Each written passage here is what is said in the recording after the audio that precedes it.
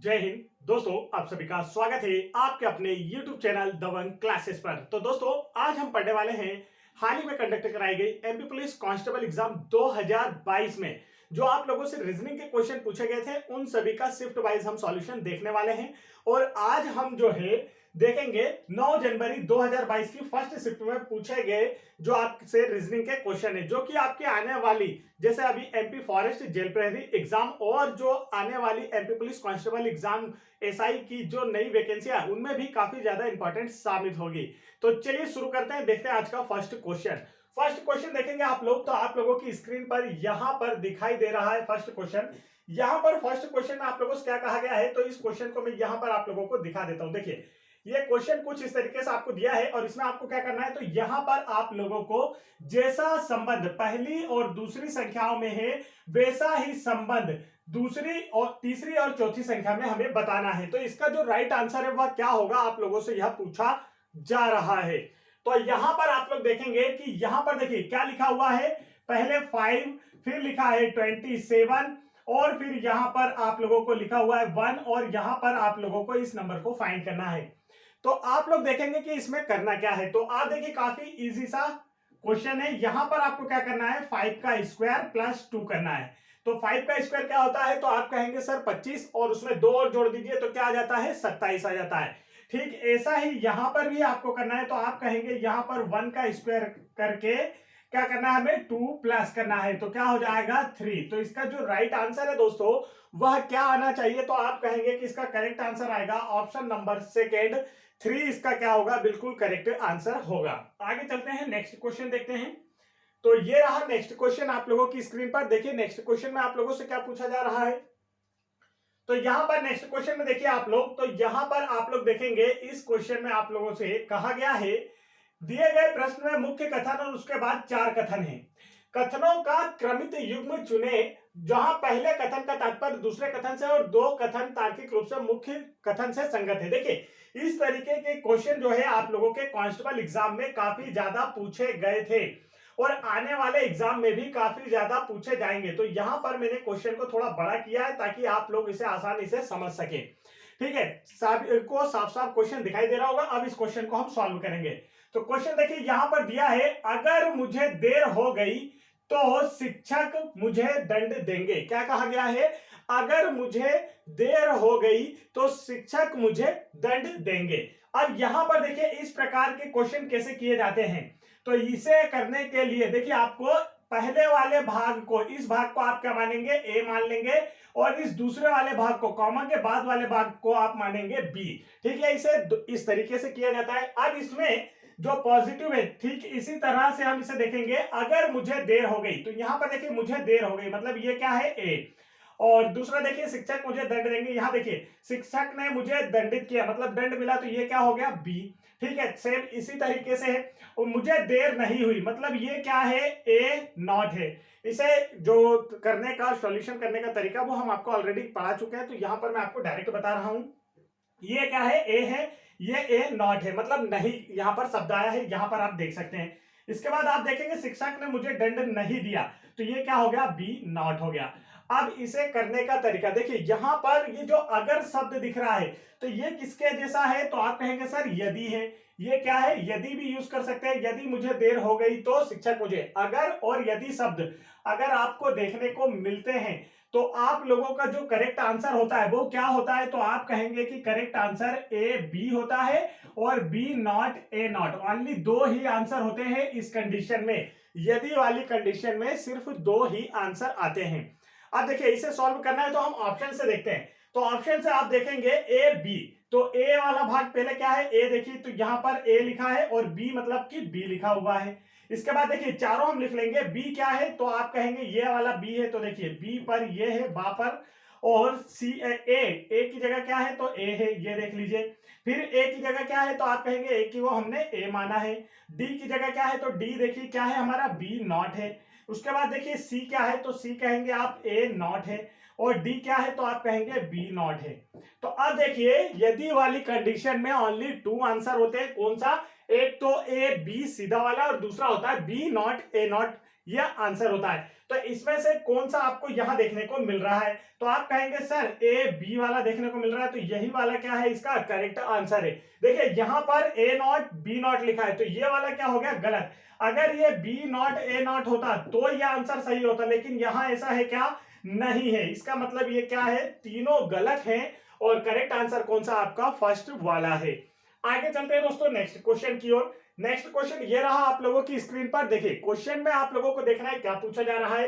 Question को आप लोग देखेंगे, यहां पर क्वेश्चन को हम लोग सॉल्व करते जाएंगे साथ में। देखिए क्या हो रहा है, क्वेश्चन में बोला है रमन मेरे पिता का इकलौता पुत्र है। क्या बोला है, कोई व्यक्ति बोल रहा है कि जो रमन है वह मेरे पिता का इकलौता पुत्र है। इस शब्द पर आप ध्यान देंगे, ठीक है। इकलौता शब्द पर आप लोगों को ध्यान देना है।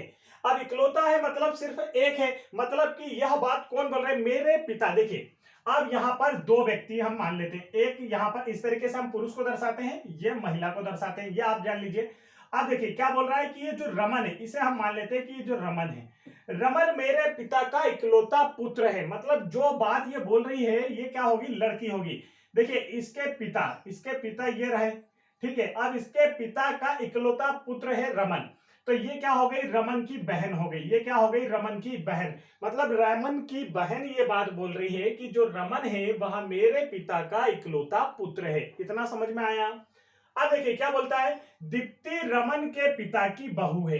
क्या बोल रहा है, दीप्ति जो है वह रमन के पिता की बहू है। अब रमन के पिता की बहू मतलब रमन की क्या हुई, पत्नी, क्योंकि रमन के पिता का तो इकलौता पुत्र रमन ही है। और अब यहां पर देखिए तो ये क्या हो गई, दीप्ति इसकी क्या हुई, पत्नी हुई। यहां पर हमने ये लिख लिया। इसके बाद आगे देखिए रमन और दीप्ति के बीच क्या संबंध है, आप लोगों से पूछा जा रहा है। तो रमन और दीप्ति के बीच देखिए क्या संबंध है, पति पत्नी का संबंध है। ऑप्शन में आप देखेंगे तो यहां पर आपको पति देखने को मिल जाएगा। तो राइट आंसर कौन सा होगा इसका, ऑप्शन नंबर 3 क्या है इसका बिल्कुल करेक्ट आंसर है। आगे बढ़ते हैं दोस्तों नेक्स्ट क्वेश्चन की ओर। नेक्स्ट क्वेश्चन देखिए यहां पर आप लोगों से क्या पूछा है, ये रहा नेक्स्ट क्वेश्चन। आप लोगों को एक फिगर दिया गया है, बोला गया है कि इसमें काउंट कर कर आपको बताना है कि त्रिभुजों की संख्या कितनी है। क्या बोला गया है, त्रिभुजों की संख्या कितनी है, आप लोगों से यह पूछा जा रहा है। तो चलिए बताइए जल्दी से इसका करेक्ट आंसर क्या होगा।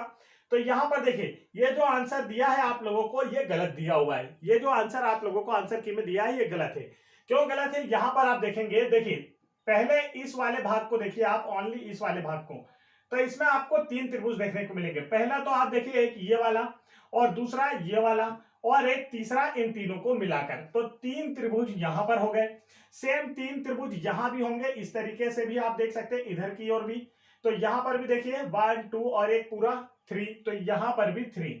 अब इसके बाद आप देखेंगे इनमें देखिए 1 2 3 4 त्रिभुज यहां हो गए। ओके, अब 4 के बाद आप देखेंगे इस तरीके से, यहां पर देखिए इसे काउंट कीजिए 1, फिर इसके बाद यहां से देखिए तो ये हो गया 2, फिर यहां से देखेंगे तो ये हो गया 3।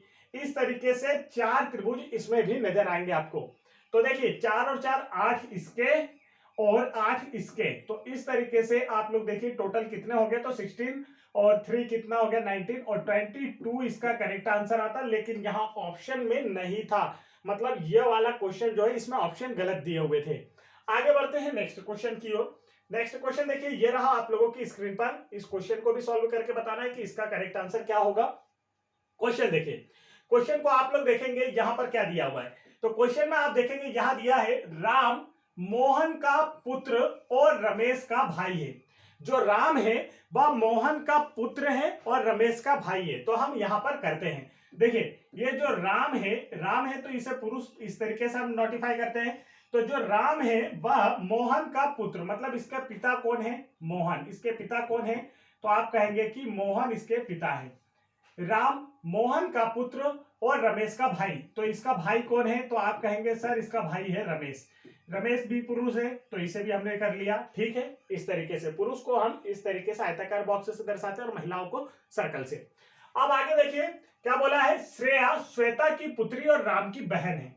श्रेया जो है वह श्वेता की पुत्री और राम की बहन है। अब राम की बहन है मतलब कौन है, तो देखिए ये जो श्रेया है ये राम की बहन है। और क्या बोला है, श्वेता की पुत्री है। पुत्री किसकी है, तो आप कहेंगे कि ये श्वेता की पुत्री है। अब श्वेता की पुत्री है तो देखिए अब ये क्या हो गया, इन दोनों में क्या संबंध होगा, तो आप कहेंगे इसमें पति पत्नी का संबंध होगा, क्योंकि ये राम के पिता है और राम की बहन की माता, राम की भी तो माता हुई। ओके, आगे देखिए, अब क्या बोला है, श्वेता और मोहन, श्वेता मोहन से किस प्रकार संबंधित है, ये आपसे पूछा है। तो श्वेता जो है मोहन से किस प्रकार संबंधित है, श्वेता मोहन की क्या लगती है, तो आपका आंसर होगा पत्नी लगती है। तो इसका करेक्ट आंसर कौन सा था, ऑप्शन नंबर 4 इसका क्या था, बिल्कुल राइट आंसर। आगे बढ़ते हैं दोस्तों नेक्स्ट क्वेश्चन की ओर। नेक्स्ट क्वेश्चन देखिए, ये रहा आप लोगों की स्क्रीन पर। इस क्वेश्चन को भी आपको जल्दी से सॉल्व करना है कि इसका जो करेक्ट आंसर है वो क्या होगा। क्या बोला गया था, देखिए इसमें बोला था श्रृंखला में गलत क्रम का पता लगाएं। इस श्रृंखला में जो गलत क्रम है वह कौन सा है, आप लोगों से पूछा जा रहा है। तो चलिए देखते हैं, यहां पर आप लोग देखेंगे कि क्या दिया हुआ है, 121 ये क्या होता है, तो आप कहेंगे सर ये 11 का स्क्वायर होता है। 225 तो ये क्या होता है, 15 का स्क्वायर होता है। फिर ये क्या होता है, 19 का स्क्वायर होता है। और ये क्या होता है, 25 का स्क्वायर होता है। तो अब आपको देखना है कि इसमें गलत पद कौन सा है। तो आप देखेंगे कि 11, 15, 19 और फिर 25। तो अब यहां देखिए, 11 में अगर मैं 4 जोड़ू तो क्या आता है, 15। 15 में अगर मैं 4 जोड़ दूं तो क्या आता है, 19। और 19 में अगर मैं 4 जोड़ू तो क्या आना चाहिए था, तो आप कहेंगे सर यहां पर आना चाहिए था 23 का स्क्वायर, मतलब कि 529 यहां पर आना चाहिए था, लेकिन 625 दे दिया गया है, इसलिए यह गलत है। तो इसमें गलत क्रम का पता लगाना था। करेक्ट आंसर कौन सा होगा, 625 इसमें गलत पद है। आगे चलते हैं नेक्स्ट क्वेश्चन की ओर। नेक्स्ट क्वेश्चन ये रहा आप लोगों की स्क्रीन पर। तो देखिए, आकृतियों से क्वेश्चन यहां पर आप लोगों से कांस्टेबल एग्जाम में पूछे गए थे, और आबकारी एग्जाम में भी आकृतियों से क्वेश्चन आए, और साथ ही अभी जो आप लोगों की पटवारी एग्जाम चल रहा है उसमें भी आकृतियों से काफी क्वेश्चन आ रहे हैं, इसलिए आकृतियां आपको काफी अच्छे से कर लेना है। यहां पर देखेंगे आप लोग तो क्या हो रहा है, इसमें देखिए ये क्या है, एक दूसरे के अपोजिट है। ये क्या है, एक दूसरे के अपोजिट है, या तो हम कह सकते हैं कि ये एक दूसरे के अपोजिट है।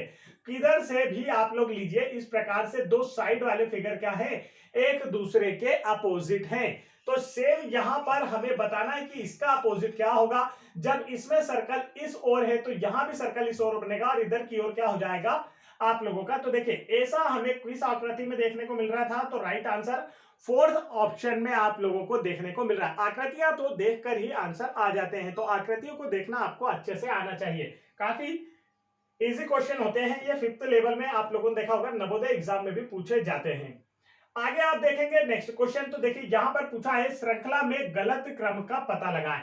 आप लोगों को 4 ऑप्शन यहां पर एक क्वेश्चन दिया और बोला है कि इसमें देखिए 4 ऑप्शन देकर कि इनमें से कौन सा ऐसा क्रम है जो कि गलत है, या पद जो है वह गलत आया है।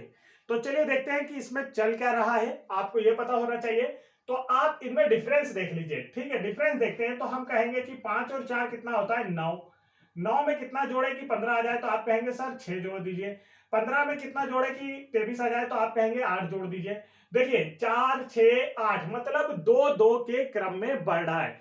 अब कितना बढ़ना चाहिए, तो अब 10 बढ़ना चाहिए। 10 बढ़ना चाहिए मतलब यहां क्या आना चाहिए, तो यहां पर 10 बढ़कर आना चाहिए था 33।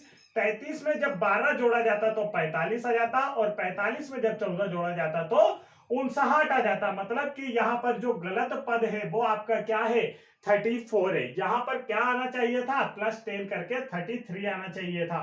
तो इसमें जो गलत पद हमें फाइंड करना था वह कौन सा था, तो ऑप्शन नंबर 4 क्या है इसका बिल्कुल करेक्ट आंसर है दोस्तों।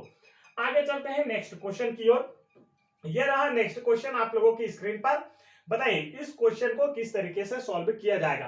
क्वेश्चन को मैं थोड़ा बड़ा कर देता हूं ताकि आप लोग आसानी से इसे देख पाएं। देखिए क्वेश्चन में आप लोगों से बोला गया है कि पहले और दूसरे पद में जिस प्रकार से संबंध है, ठीक दिए गए ऑप्शंस में से किसका संबंध तीसरे पद से है। तो बताइए इसका राइट आंसर क्या होने वाला है।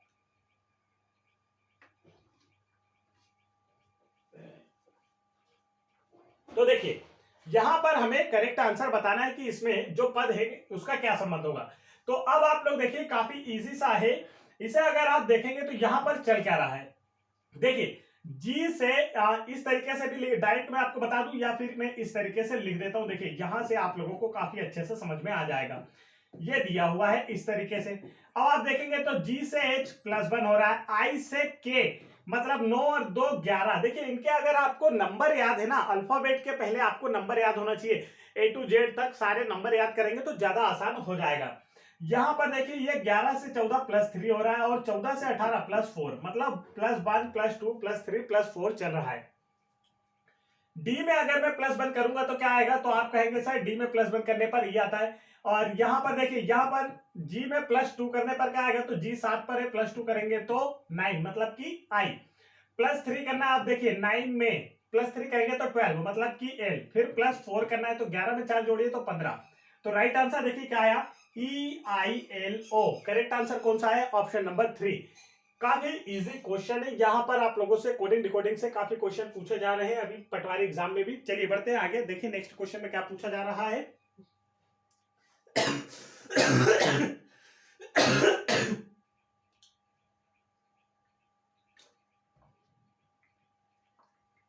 तो ये रहा नेक्स्ट क्वेश्चन आप लोगों की स्क्रीन पर। देखिए क्वेश्चन में क्या बोला है, आप लोग यहां ध्यान से देखेंगे तो ये रहा आप लोगों के सामने क्वेश्चन। इस क्वेश्चन में देखिए आप लोगों से क्या बोला जा रहा है कि ये जो त्रिभुज है ये भूरे बालों वालों का प्रतिनिधित्व करता है। तो यहां पर मैं लिख देता हूं सारी चीजें, है ना, अच्छे से देखिए आप लोगों को, ताकि साफ दिखते रहे। ये देखिए यहां पर मैं इसे थोड़ा बड़ा करके लिख देता हूं। ये जो वृत्त है यह काली आंख वालों का प्रतिनिधित्व करता है। किसका प्रतिनिधित्व करता है दोस्तों, काली आंख वालों का प्रतिनिधित्व करता है। और त्रिभुज जो है यह भूरे बाल वालों का प्रतिनिधित्व करता है। किसके प्रतिनिधित्व करता है, भूरे बाल वाले लोगों का प्रतिनिधित्व करता है। और ये जो आपका आयत है ये क्या करता है, ये लंबे लोगों का प्रतिनिधित्व करता है। किसका, लंबे लोगों का प्रतिनिधित्व करता है। तो अब आप लोगों से बोला जा रहा है क्वेश्चन, देखिए क्वेश्चन में क्या पूछा है। तो क्वेश्चन आप देखेंगे यहां पर आपसे पूछा है, काली आंखें और भूरे बाल वाले कितने लोग लंबे हैं, मतलब जो तीनों हो, काली आंख और भूरे बाल वाले कितने लोग लंबे हैं। जो आपको ऐसे अंक ढूंढना है जो तीनों आकृतियों में आते हो। तो आप लोग देखेंगे तीनों आकृतियों में आने वाले अंक कौन से हैं। देखिए ये तो दो आकृति में, ये सब क्या है, दो आकृतियों में आ रहे हैं। लेकिन इन दो नंबर्स को आप देखेंगे तो ये तीनों आकृतियों में आ रहे हैं, सर्कल के अंदर भी और ये आप लोगों के त्रिभुज के भी और आयत के अंदर भी। तो कुल मिलाकर 5 और 6 कितने होते हैं, 11। तो टोटल ऐसे कितने सदस्य हैं जो काली आंख वाले भूरे बाल वाले लंबे लोग हैं। तो आपका आंसर क्या होगा, टोटल 11 लोग हैं। तो इस तरीके से क्वेश्चन भी आप लोगों से पूछा जाता है, आप लोगों को काफी अच्छे से इन्हें सॉल्व करके देखना है। और वीडियो में लास्ट तक बने रहना है। वीडियो पसंद आए तो वीडियो को लाइक करना है, चैनल पर पहली बार आए तो चैनल को जरूर सब्सक्राइब कर लेना है। यहां पर देखिए नेक्स्ट क्वेश्चन आप लोगों की स्क्रीन पर, क्वेश्चन में देखेंगे आप लोग क्या पूछा जा रहा है। क्वेश्चन देखिए दोस्तों, क्वेश्चन में बोला है राम रमेश का पिता है। अब इस लाइन को हम लोग करते जाएंगे, देखिए जो लाइन पढ़ते जाएंगे वो हम लोग करते जाएंगे। तो देखिए राम जो है वह रमेश का पिता है, तो पिता है तो मतलब पुरुष है। ये देखिए राम जो है यह किसका पिता है, रमेश का पिता है, यह हमने मान लिया। रमेश भी पुरुष है तो हमने ये लिख लिया, जो राम है वह रमेश का पिता है। अब देखिए बानो राम की सास है, आगे क्या बोला गया है, बानो जो है वह राम की सास है। अब राम की सास है इसका मतलब क्या हुआ, राम की एक पत्नी होगी। राम की एक पत्नी है जिसकी मां है बानो, जिसकी मां है बानो। ठीक है, ये समझ में आया। देखिए सास होने का मतलब क्या है, राम की पत्नी की मां राम की सास होगी, मतलब राम की कोई पत्नी है जिसकी मां है बानो, जो राम की सास है। आगे देखिए बानो की मां भासु है। अब बानो की मां कौन है, भासु। तो बानो की मां बना लेते हैं। देखिए यहां पर बानो की मां जो है वह कौन है, तो आप कहेंगे सर भासु है। यह हमने लिख लिया कि बानो की मां कौन है, भासु है। आगे देखिए जिनके पति प्रताप है। अब इन भासु के जो पति है वो कौन है, तो आप कहेंगे सर प्रताप है। यह हमने लिख लिया कि इसके पति कौन है, प्रताप है। चलिए ठीक है। अब आगे क्या बोला है, तो आगे प्रश्न में बोला है जो रमेश है वह प्रताप से किस प्रकार संबंधित है। रमेश जो है, देखिए रमेश यहां है और प्रताप यहां है, तो यह किस प्रकार से संबंधित है आप लोगों से पूछा जा रहा है। देखिए अब रमेश की माता, ये रमेश की माता है, ठीक है, ये माता है रमेश की। तो रमेश की माँ क्या हो गई, रमेश की नानी। रमेश की माँ क्या हो गई, रमेश की नानी हो गई। ये देखिए ये कौन है, रमेश की नानी है। ये रमेश की क्या लगती है, नानी। अब देखिए अब इनकी भी माता तो बड़ी नानी, और ये क्या हुआ, बड़ा नाना। तो राइट आंसर कौन सा आपको देखने को मिलेगा, तो आप कहेंगे ऑप्शन नंबर 3, जो प्रताप है वो रमेश के क्या कहलाएंगे, बड़े नाना कहलाएंगे। चलिए बढ़ते हैं नेक्स्ट क्वेश्चन की ओर। ये रहा दोस्तों नेक्स्ट क्वेश्चन आप लोगों की स्क्रीन पर। देखिए इस क्वेश्चन में क्या पूछा है, तो वह उसी तरीके से क्वेश्चन है जो अभी हमने किया था। इसमें क्या कहा गया है कि जैसा संबंध पहले और दूसरे पदों में है वैसा ही ठीक संबंध तीसरे पद का दिए गए ऑप्शंस में से किसके साथ होगा। आप लोगों से यह पूछा जा रहा है, तो हमें यह ढूंढना होगा कि पहले और दूसरे पद में क्या संबंध चल रहा है। अब यहां पर आप लोग देखिए, तो यहां पर आप देखेंगे एल के बाद एम, तो एल 12 पर आता है, एम किस पे आता है 13 पर, प्लस 1 हुआ। के के बाद एन, के के बाद के 11 पर है, एन 13 पर, एन 14 पर है, तो मतलब प्लस 3 हुआ। इसके बाद आप देखेंगे दोस्तों तो क्या हो रहा है, जे से क्या हुआ ओ, मतलब कि प्लस 5, मतलब प्लस 1 प्लस 3 प्लस 5 प्लस 1, तो देखिए प्लस 1 कर लेते हैं भैया यहाँ पर प्लस 1, तो डी के बाद ई, फिर उसके बाद आप प्लस 1 के बाद देखेंगे तो क्या हो रहा है प्लस 3 हो रहा है, तो सी में 3 जोड़ेंगे तो कितना हो जाएगा, सी होता है तीसरा स्थान पर, और 3 और जोड़ दीजिए तो छठा स्थान मतलब कि एफ। अब इसमें बी में प्लस 5 करना है, तो देखिए 5 और 2 7 हो जाएगा, तो E F G right answer आएगा।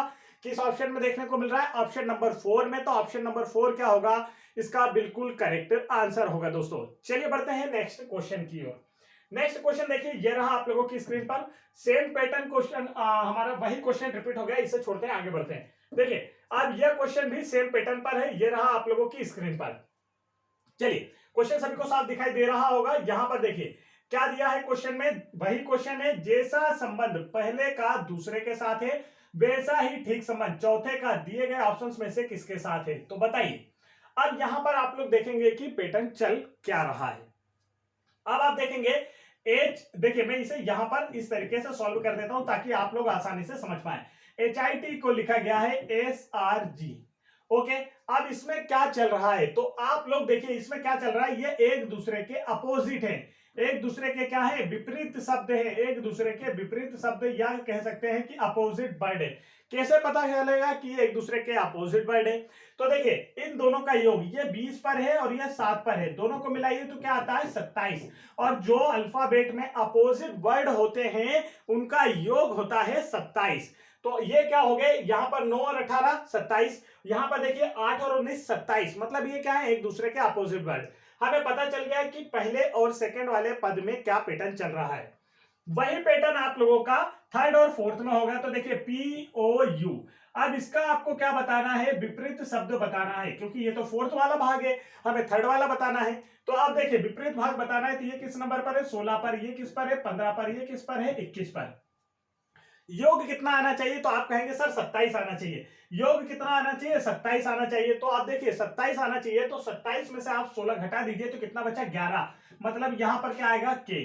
27 में से 15 घटाइए तो 12, यहां पर क्या आ जाएगा एल। 27 में से 21 घटाइए तो क्या बचा 6, मतलब यहां पर क्या आ जाएगा एफ। तो KLF राइट आंसर होगा। किस ऑप्शन में देखने को मिल रहा है, आप कहेंगे सर ऑप्शन नंबर फर्स्ट में देखने को मिल रहा है, तो ऑप्शन नंबर फर्स्ट क्या है, इसका बिल्कुल करेक्ट आंसर है दोस्तों।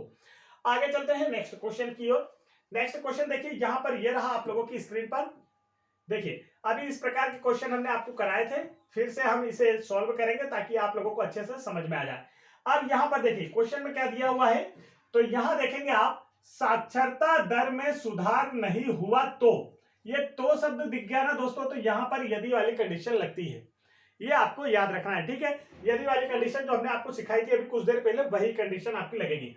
साक्षरता दर में सुधार नहीं हुआ तो संयुक्त राष्ट्र फंड देना बंद कर देगा।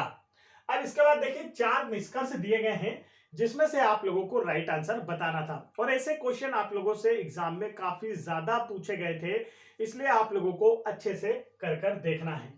यहां पर देखिए ये जो भाग है पहला वाला भाग, इसे हम मानेंगे ए। क्या मानेंगे ए, इसे सॉल्व करने के लिए इजी तरीका है इसका। साक्षरता दर में सुधार नहीं हुआ तो इसे हमने मान लिया ए। क्या मान लिया ए। और इसके बाद सेकंड भाग देखिए, तो संयुक्त राष्ट्र फंड देना बंद कर देगा, इस भाग को हमने मान लिया बी।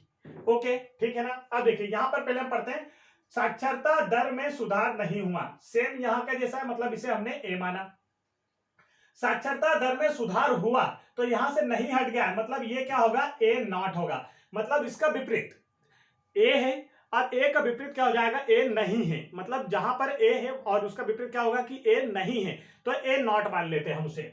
इसके बाद देखिए संयुक्त राष्ट्र ने फंडिंग रोक दी, ये तो आपको क्वेश्चन में दिया है, मतलब कि बी है। और यहां संयुक्त राष्ट्र ने फंडिंग बंद नहीं की, तो यहां पर देखिए बंद नहीं, नहीं शब्द आ गया, मतलब कि यहां पर नहीं है, तो यहां पर क्या हो जाएगा बी नॉट। इस तरीके से इसे किया जाता है। अब यदि वाली कंडीशन में, जब भी आपको यदि वाली कंडीशन या फिर आप लोगों को अगर देखने को मिले स्टार्टिंग में या फिर आप लोगों को बीच में शब्द देखने को मिले तो ये शब्द अगर आपको देखने को मिलते हैं तो इसके सिर्फ ओनली दो ही आंसर होते हैं। एक होता है ए बी और दूसरी कंडीशन होती है बी नॉट ए नॉट। इन दोनों में से ही एक आंसर आता है ओनली, इसमें सिर्फ दो ही आंसर होते हैं इस कंडीशन में। ठीक है, अब देखिए यहां पर इसे हम जमाएंगे तो हमें पता चल जाएगा कि राइट आंसर कौन सा है। अब देखिए बी बोला है तो बी पर क्या है आपका, तो आप कहेंगे बी पर हमारा ए नॉट है। डी, देखिए आप डी दिया है तो डी पर क्या है बी नॉट। तो आप देखिए ये क्या राइट आंसर है क्या, नहीं, क्योंकि राइट आंसर कौन सा होगा, बी नॉट आगे होगा ए नॉट पीछे होगा। यहां तो ए नॉट आगे, मतलब ये वाला आंसर आपका गलत था। देखिए डी बी, डी क्या है बी नॉट और बी क्या है, तो यहां पर बी के सामने लिखा है ए नॉट। तो देखिए ये वाली कंडीशन सही थी तो ये वाला राइट आंसर था। आगे का ऑप्शन भी मैं आप लोगों को दिखा देता हूं। देखिए आगे का ऑप्शन आप देखेंगे डी, डी पर क्या था बी नॉट और यहां पर ए की जगह क्या है ए। तो ये वाला क्या होता है, सिंपल कंडीशन में सही होता है, यदि वाली कंडीशन में सिर्फ ये दो ही आंसर होते थे। ये भी क्या हो गया गलत, बी की जगह क्या है ए नॉट और सी की जगह क्या है बी। तो ये ऑप्शन भी क्या होगा, गलत हो गया। तो इसका जो करेक्ट आंसर है दोस्तों वह क्या देखने को मिला, ऑप्शन नंबर बी इसका करेक्ट आंसर देखने को मिला है। ये अगर आपको शब्द देखने को मिलते हैं यदि अगर तो इसमें दो ही कंडीशन के आंसर सही होंगे, ये आपको अच्छे से याद रखना है। आगे चलते हैं, नेक्स्ट क्वेश्चन देखते हैं। ये रहा नेक्स्ट क्वेश्चन आप लोगों की स्क्रीन पर। नेक्स्ट क्वेश्चन में देखिए यह क्वेश्चन भी सेम उसी तरीके से संबंधित है जैसे क्वेश्चन अभी हमने किए। यहां पर देखेंगे कि पहले और दूसरे पद में जो संबंध है वैसा ही संबंध इस चौथे पद का दिए गए ऑप्शंस में से किसके साथ है, यह आप लोगों को बताना है। तो चलिए देखिए क्या संबंध चल रहा है। यहां पर आप देखेंगे 53 का 8 दिया है, यहां पर पूछा गया है कि इसका करेक्ट आंसर क्या होगा। तो आप देखिए यहां पर अगर आप 53 को ध्यान से देख रहे हैं दोस्तों तो 8 लाने के लिए बिल्कुल इजी सा है, सिर्फ 5 में +3 कर दीजिए, इन दोनों नंबर्स को जोड़ दीजिए तो आंसर क्या आ जाएगा आपका 8 आ जाएगा। इसके बाद आप देखेंगे कि क्या होगा, तो इसके बाद आप देखिए यहां पर क्या करना है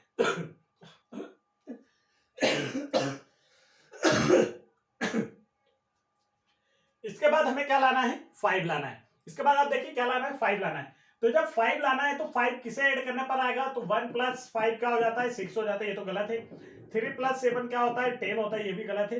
2 + 1 क्या होता है 3, ये भी गलत है। हमें तो क्या चाहिए था 2 + 3 5 चाहिए था। तो राइट आंसर कौन सा है, ऑप्शन नंबर इसका क्या हो जाएगा सेकंड, बिल्कुल राइट आंसर है। चलिए आगे चलते हैं, नेक्स्ट क्वेश्चन देखते हैं। नेक्स्ट क्वेश्चन देखिए, नेक्स्ट क्वेश्चन में क्या पूछा जा रहा है।